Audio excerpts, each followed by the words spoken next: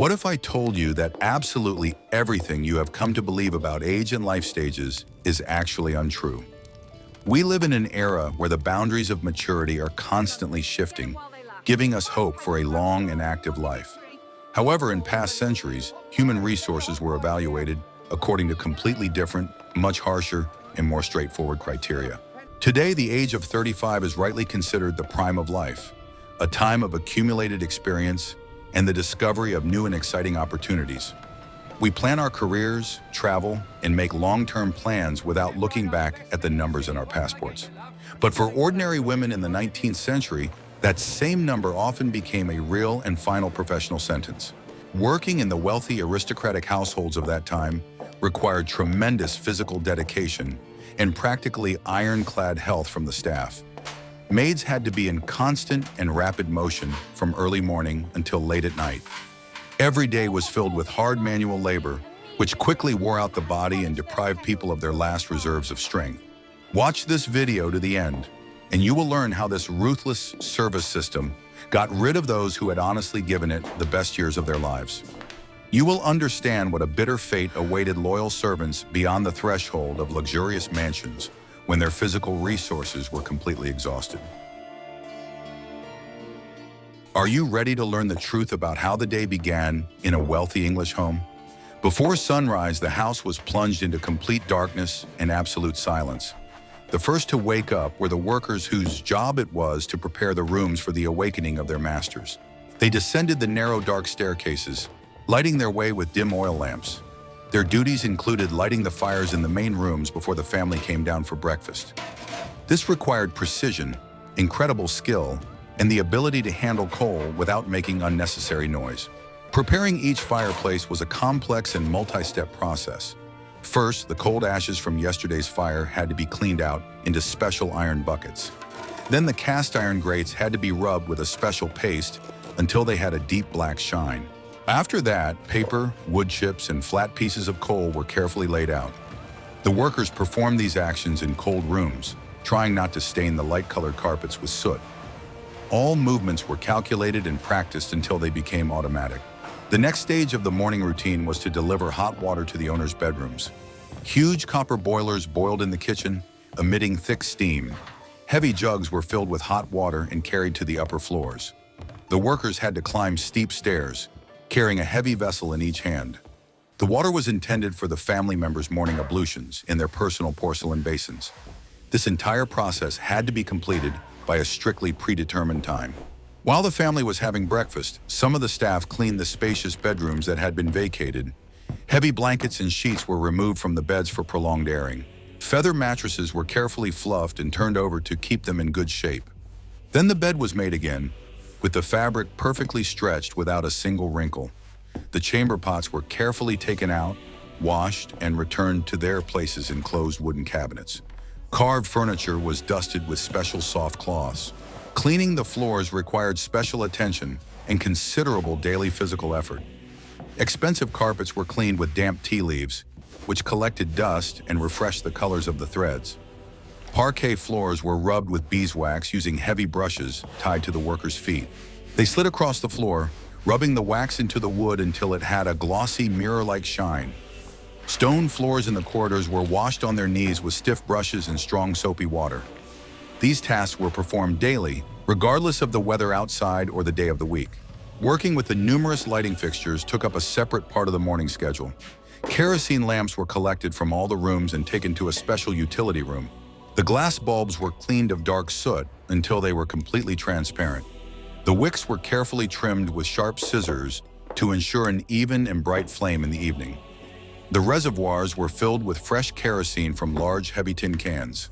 Then the prepared lamps were returned to their places in bedrooms, living rooms, and long corridors. By the age of 35, this daily routine had left an indelible mark on the appearance of any woman. Daily heavy lifting and working in a bent position formed a specific tired posture. It was this visible result of many years of labor that often became the primary reason for dismissal. Employers preferred to see only young faces and straight backs of new workers around them. It would be very interesting to hear your opinion on such daily workloads. What do you think about this kind of daily routine? Write about it in the comments and be sure to subscribe to our channel. What if everything you've been taught about caring for clothes is 100 years out of date? In the 19th century, laundry was a large-scale undertaking that took a whole day or even several days. In wealthy homes, special laundry rooms were set aside for this purpose, located in basements or separate outbuildings. The process began with the careful sorting of huge quantities of linen, tablecloths, and everyday clothing. Delicate lace and thick linen required completely different approaches and individual temperature settings. The water for washing had to be constantly heated in massive copper boilers built into brick ovens. After washing, the equally laborious process of squeezing excess water out of the fabrics followed. For small items, hand-operated wooden rollers with a convenient metal handle were used. The worker turned the handle, passing the wet fabric between two tightly pressed rollers. Large items, such as duvet covers and heavy curtains, were squeezed by hand by two women at the same time. They twisted the thick fabric into a tight bundle, directing the water back into a wooden trough. The squeezed wet laundry was transferred to woven baskets for subsequent long drying. The drying of clean laundry depended entirely on weather conditions and the current season. On clear, warm days, ropes were stretched across the backyard, away from prying eyes. The laundry was secured with simple wooden clothespins and left to flutter in the fresh breeze. In rainy or frosty weather, drying was moved to special spacious indoor areas. There, the damp fabric was hung on wooden racks around hot brick ovens. The smell of wet fabric and hot steam constantly lingered in these closed rooms. Folding and sorting clean laundry completed this incredibly long cycle. Each item was neatly folded and stacked in tall, even piles. Bed linen was tied with silk ribbons and scented with pleasant dry herbs. Bags of dried lavender were placed in spacious linen cupboards to keep everything fresh. Each sheet and pillowcase had its own strictly defined place on wooden shelves. The responsibility for the complete preservation of expensive textiles rested entirely on the shoulders of the service staff. Such work day after day could not but affect the appearance and strength of the women. From constant long contact with hot water and chemicals, the skin of their hands permanently lost its softness. Their backs became accustomed to constantly bending over the sink or ironing board. By the age of 35, many were no longer able to keep up with the former high pace of work in the laundry. The speed of performing complex tasks inevitably slowed down due to the fatigue that had accumulated over many years. The owners quickly began to notice this slowness and seriously considered replacing them. The system never forgave a loss of speed and dexterity in performing daily tasks.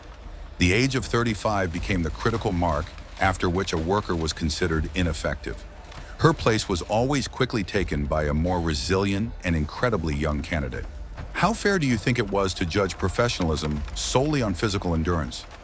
In the next chapter, you will learn about the ruthless hierarchy that hid behind the closed doors of the office corridors and who really ruled this invisible state. I discovered this quite by accident while studying old plans of Victorian mansions in detail. The lives of servants were subject to the strictest internal subordination, very reminiscent of army regulations. The space of the house was clearly divided into strict zones of influence for different categories of workers. At the top of this hidden, invisible ladder stood the butler, whose word was absolute law. He was closely followed by the head housekeeper and the personal chambermaids of the mistresses of the huge house. The lowest rung was always occupied by those who did the dirtiest work in the kitchen and laundry. Relationships between different levels of staff were strictly regulated by an unspoken but very strict code.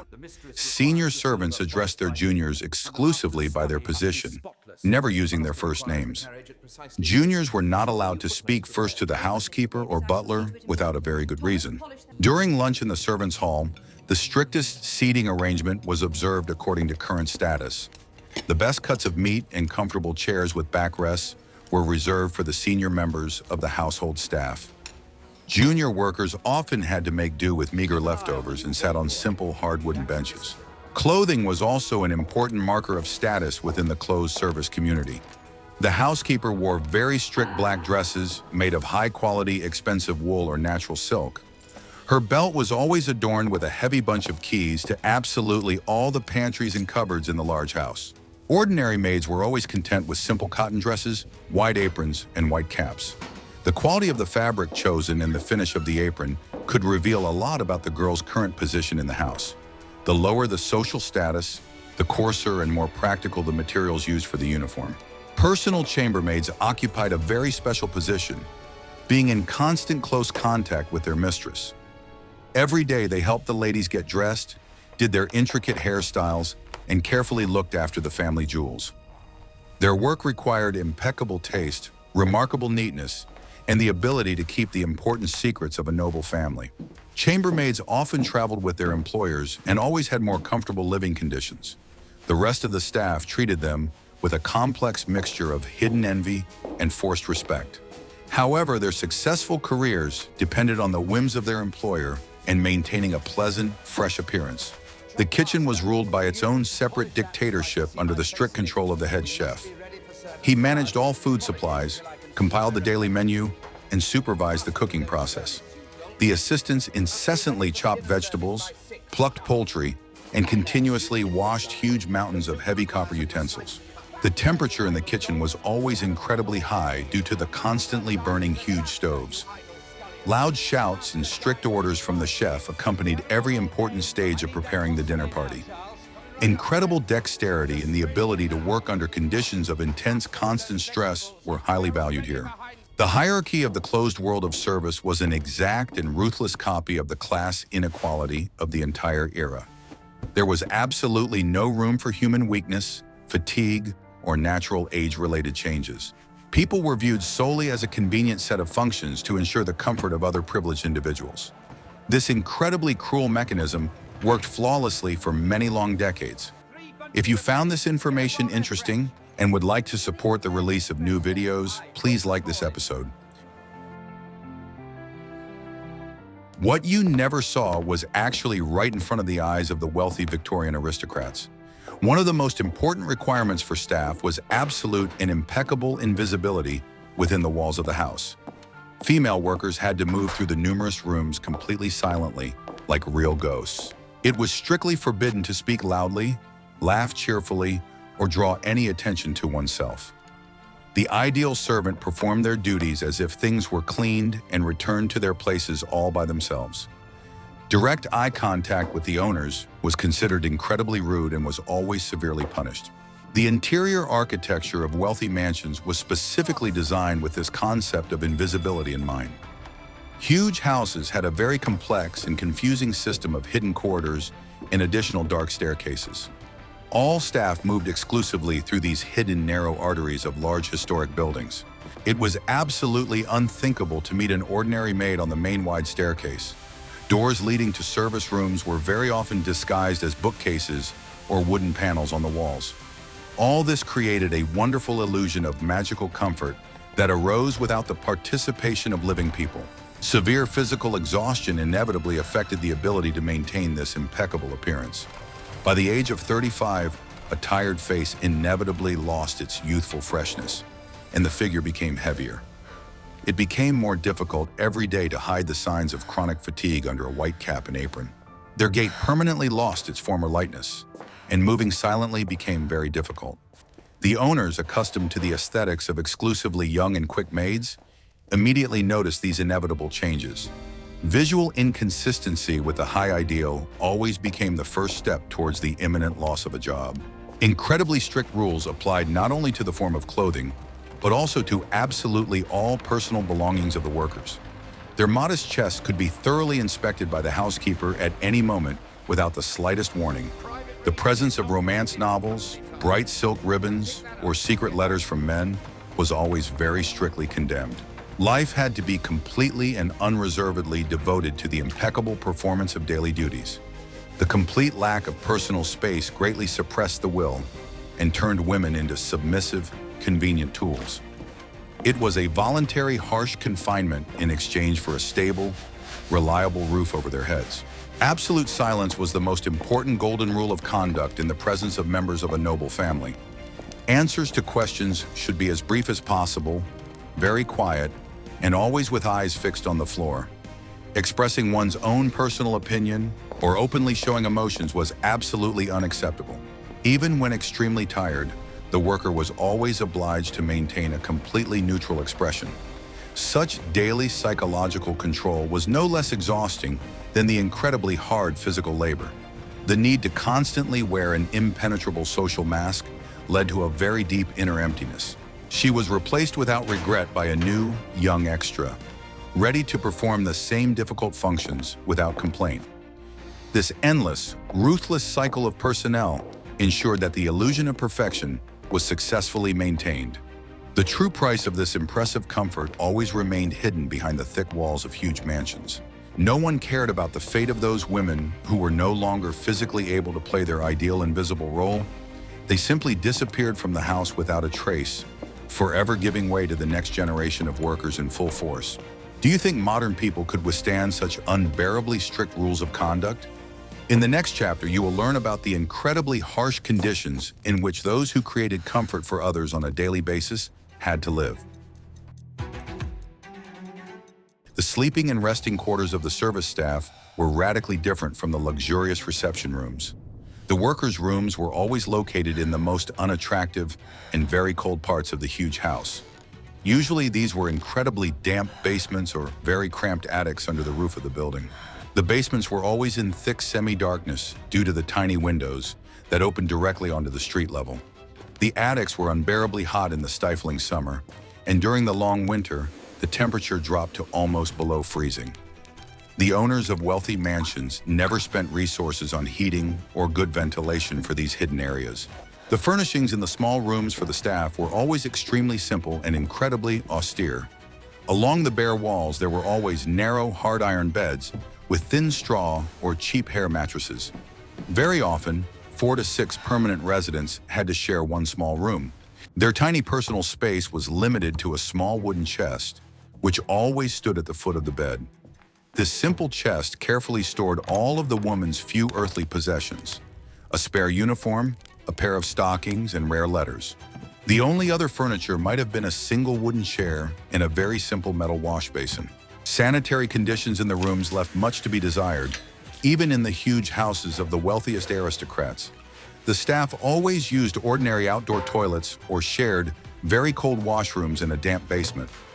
Hot water for washing was always a great luxury, available only once a week on a strict schedule. Women washed their hair over ordinary wide metal basins, pouring water on each other from large jugs. They always had to dry their thick hair in very cold rooms, which took a long time. Maintaining perfect personal hygiene always turned into a difficult and incredibly exhausting process. Nighttime sleep was always short and very often interrupted by the first call of dissatisfied owners. In each service room, there was a special copper bell, securely connected by wire to the upper floors of the house. The bell could suddenly ring in the middle of the night if the mistress urgently needed tea or a warm hot water bottle in bed. The worker on duty was obliged to get up immediately, get fully dressed in uniform, and run upstairs. Such frequent night calls severely disrupted sleep patterns and led to chronic fatigue. It was absolutely and categorically impossible to refuse to immediately carry out a night order. Many years of constant living in damp, cold basements and drafty attics severely undermined their health. Constant drafts and icy floors always led to chronic, debilitating joint problems. By the age of 35, absolutely all women looked significantly older than their actual calendar age. Incredibly hard physical labor every day was compounded by a lack of normal rest and warmth. The body gradually and inevitably wore out, losing its ability to recover quickly during a short night. This was a direct and cruel consequence of ruthless economizing on the living conditions of all the staff. The daily meals of the servants also always differed significantly from the luxurious table of their masters. They were always served very simple, cheap foods: oatmeal, boiled potatoes, plain bread, and the cheapest meat trimmings. Daily portions were very strictly calculated by the housekeeper, and it was almost impossible to get a second helping. Thick, rich soups made from large bones always formed the basis of the daily diet during the cold winter months. Fresh fruit or truly high-quality meat appeared on their simple tables extremely rarely. A constant lack of vitamins always greatly exacerbated the effects of hard labor and very poor living conditions. Living conditions were a very vivid reflection of society's attitude towards service personnel. They were never perceived as ordinary people who needed comfort, but exclusively as convenient working mechanisms. The owners of huge houses created incredible luxury for themselves, completely ignoring the basic needs of those who provided this luxury. Every day, women sacrificed their health and youth for the opportunity to have at least a roof over their heads. The system was completely geared toward the uninterrupted consumption of human resources until their complete physical exhaustion. The hidden truth that everyone constantly glosses over is that these women did not belong to themselves at all. The daily working day of a Victorian maid always lasted from 14 to 16 hours a day. Full weekends in the modern sense of the word simply did not exist in their harsh reality. The girls were only given half a day off once every 2 weeks, usually on Sunday. And even this short time very often depended on the mood of the owners or the number of unexpected guests in the house. Freedom of movement outside the mansion was incredibly strictly limited and always controlled by the housekeeper. Romantic relationships were strictly and uncompromisingly forbidden by employers. It was believed that a girl in love always became very distracted and began to perform her direct duties much worse.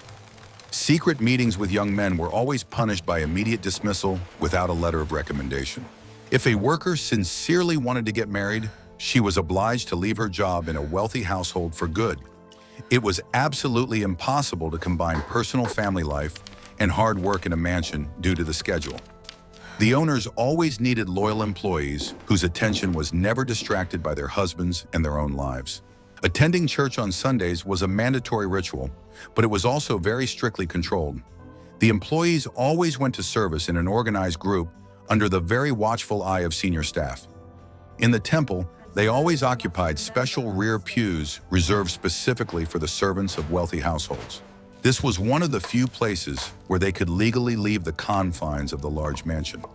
However, even there, they always remained under the watchful eye of society and their supervisors. After the service, they were required to immediately return to their direct duties of preparing Sunday dinner. The complete absence of a personal life inevitably led to absolute dissolution into the lives of others. The years passed quickly, and their youth was spent polishing other people's silver and washing other people's sheets. Every day, the women watched the luxurious balls and receptions from behind the half-open doors of the narrow service corridors. They saw other people's beautiful love, other people's celebrations, and other people's joys, remaining only silent shadows. Their own modest dreams of a family and a cozy home gradually faded away forever under the weight of daily routine. Time always worked against them, taking away the slightest chance of a different future every day. The moral exhaustion from such a lifestyle was incredibly colossal. The need to constantly serve and completely suppress their emotions forever broke their character.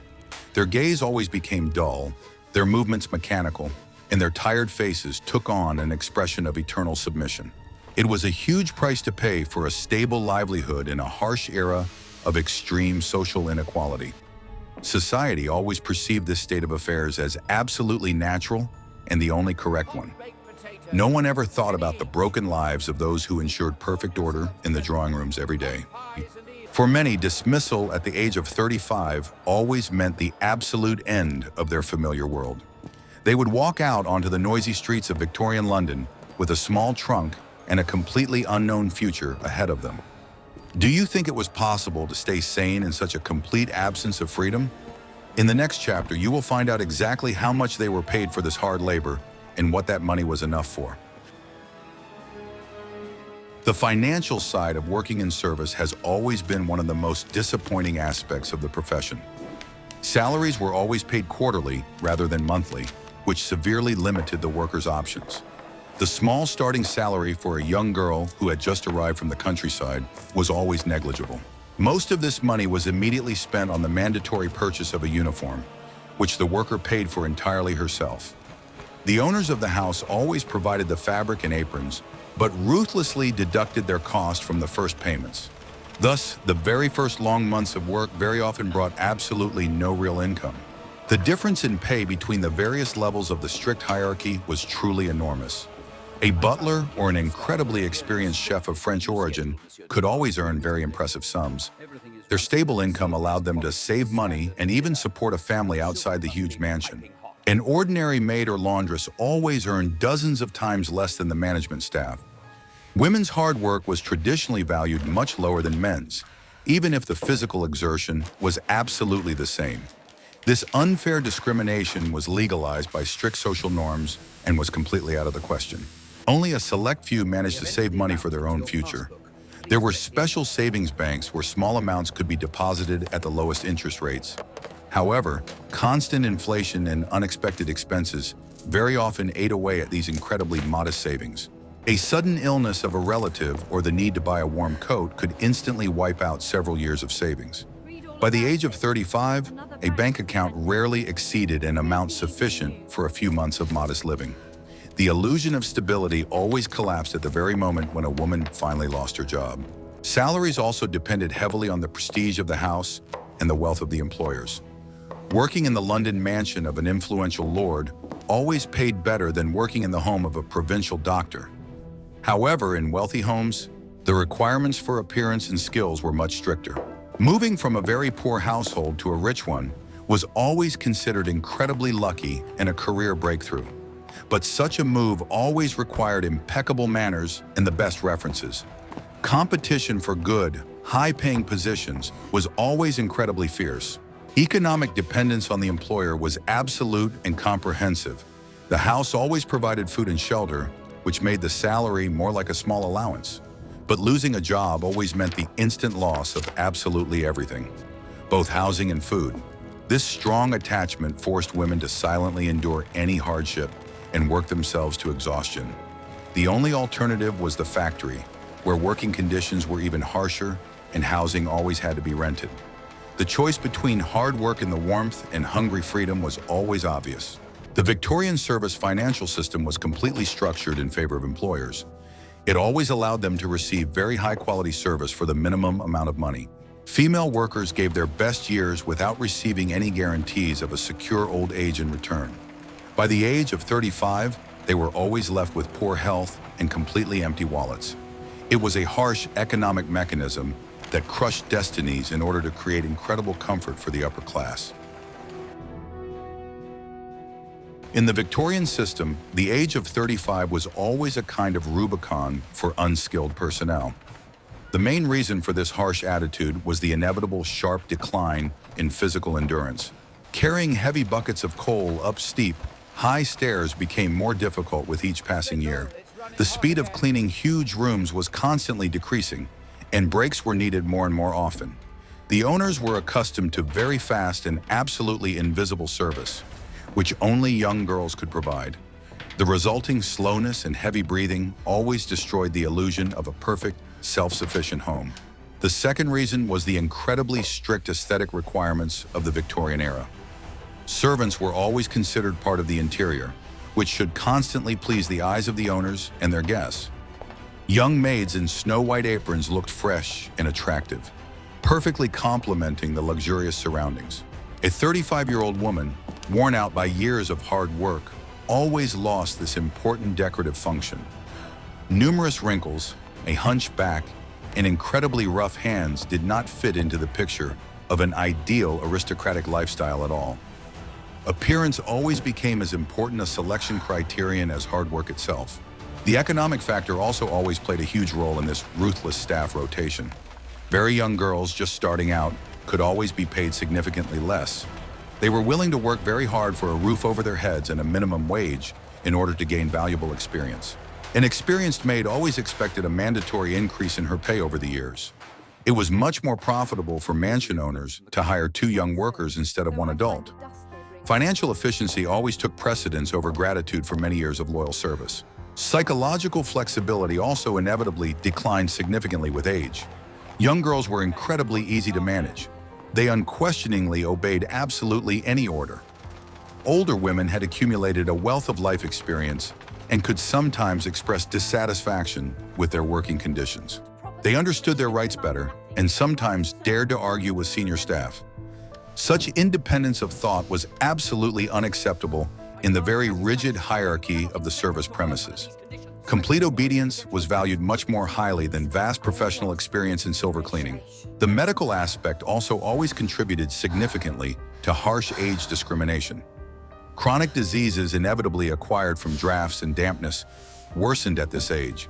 Sick leave was never paid, and a sick maid always became a burden for the whole household. Employers were terrified of any kind of infection and preferred to dismiss staff at the first sign of illness.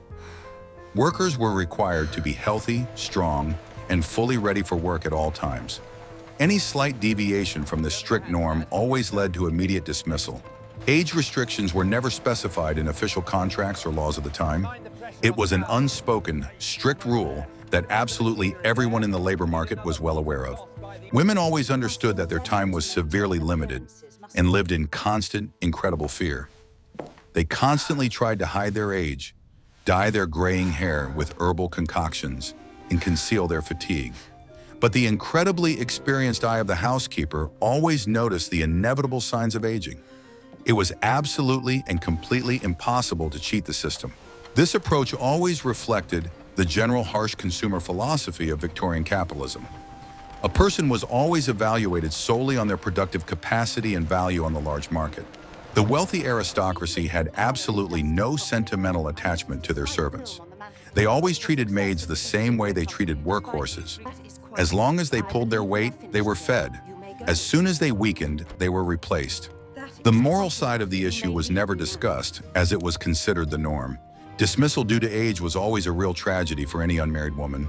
Having lost her place in a wealthy household, she was forever deprived of her status, housing, and recommendations for further employment. This harsh milestone forever divided life into two parts: years of hard labor and the prospect of absolute poverty. Society offered absolutely no social protection mechanisms for this category of people. The future fate of a dismissed worker always depended solely on her personal luck. After losing her place in a wealthy mansion, a woman in her 30s always faced a harsh choice. The most fortunate, but incredibly rare outcome was to later marry a man from her own class.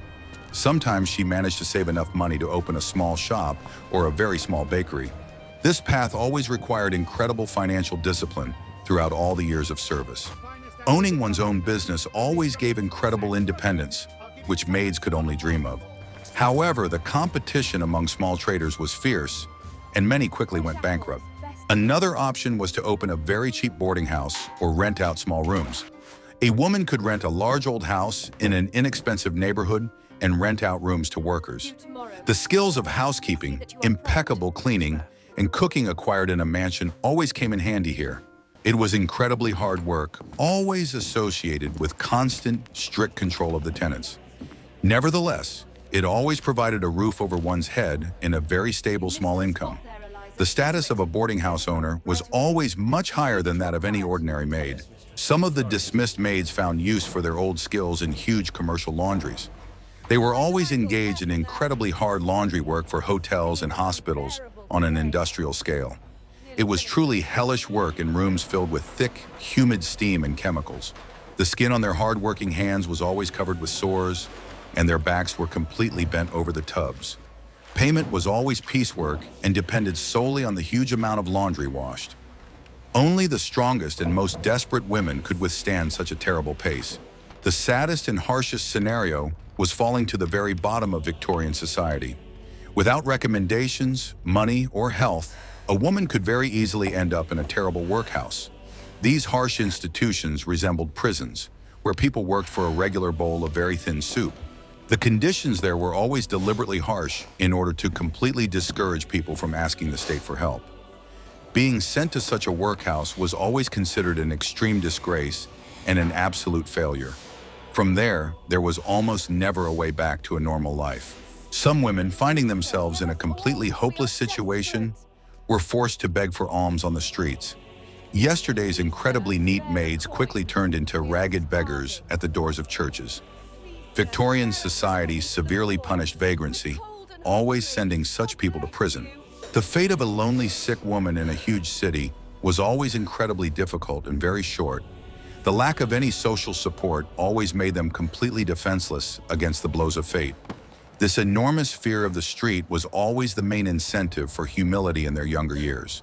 The hard work of a simple seamstress at home was another incredible attempt to survive in a cruel world.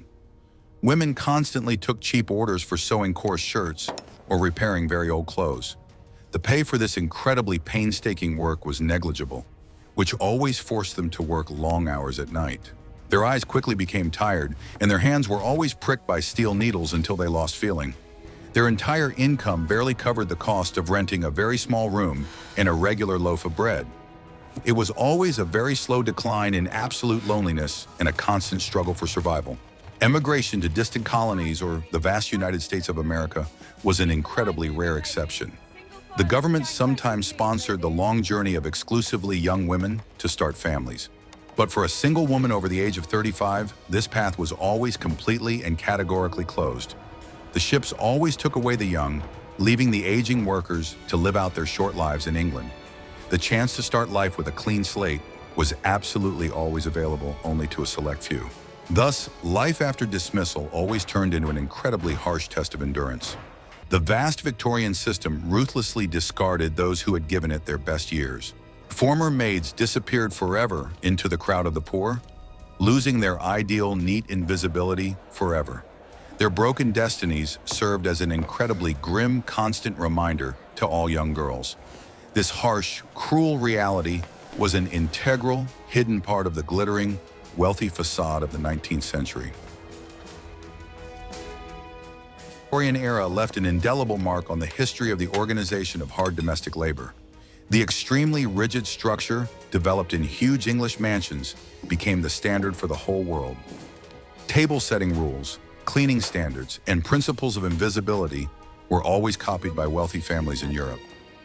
Even today, high-end hotels still use the strict standards established in the 19th century. Perfect, incredible service still implies absolute invisibility and high speed. This system has always proven its incredible effectiveness in creating the illusion of impeccable comfort. However, the Industrial Revolution and significant changes in social norms have gradually destroyed this old order. The advent of household appliances, such as vacuum cleaners, has radically and permanently changed the approach to cleaning. The need for a large staff of servants has disappeared, giving way to technology. Running water permanently freed people from the need to carry buckets of water up steep stairs.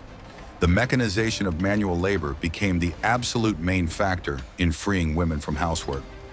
The technical process always did what the social reformers of the time were absolutely unable to do. The incredibly important social self-awareness of society as a whole regarding any kind of hired labor has also changed. Laws protecting the rights of absolutely all workers have always set limits on working hours. Trade unions have permanently secured safety guarantees and a complete ban on huge fines. Hard work in the service sector ceased to be slavery and became a regulated profession forever. The right to a rich personal life and days off became an absolutely integral part of the employment contract. Any age discrimination gradually began to be condemned by society and always prosecuted by law. Nevertheless, echoes of the cruel Victorian era still sometimes resound in our modern reality. Absolutely all professions related to cleaning are still often considered very low-skilled. All the work of women in the vast service sector is still incredibly undervalued. The requirements for the perfect appearance of flight attendants are always reminiscent of the rules for chambermaids in the 19th century. Society still expects absolute obedience and a perfect smile from staff in all situations. The roots of these enormous expectations lie precisely in the old traditions of English mansions. Literature often romanticizes the era of large mansions and absolutely loyal, submissive servants. TV series always show beautiful, ideal interiors and intrigues in huge staff rooms. However, real life was always infinitely far from these incredible glossy television images. The real harsh history of servants is a huge story of hands rubbed raw and chronic sleep deprivation. It is the incredibly harsh and bitter truth about those people whose names were never recorded in the chronicles. Restoring this historical justice is always incredibly important for understanding our past. Today, we always have a tremendous opportunity to choose a profession and build our own lives. We are never tied to one huge house and one demanding master. Our incredible personal freedom is a tremendous privilege, paid for by the incredibly hard work of previous generations. Looking back, we see the scale of the enormous social changes that have taken place in a short period of time. Understanding these important processes helps us to better appreciate the achievements of modern society. It teaches us to treat the rights we all have today with great care. The incredible Victorian maid, forced to always leave the house at the age of 35, was a victim of her time. Her incredible story is a chronicle of enormous social inequality and absolute lawlessness in the past. By studying such incredible historical examples, we always develop a more humane attitude towards the people around us. We always learn to see the person behind the form and to absolutely respect absolutely any incredible honest work. It is precisely these harsh lessons of history that always make our society much more just and compassionate. The era of incredibly strict rules and invisible obedient servants is now completely and forever in the past. It left behind only photographs and incredibly old, interesting museum exhibits.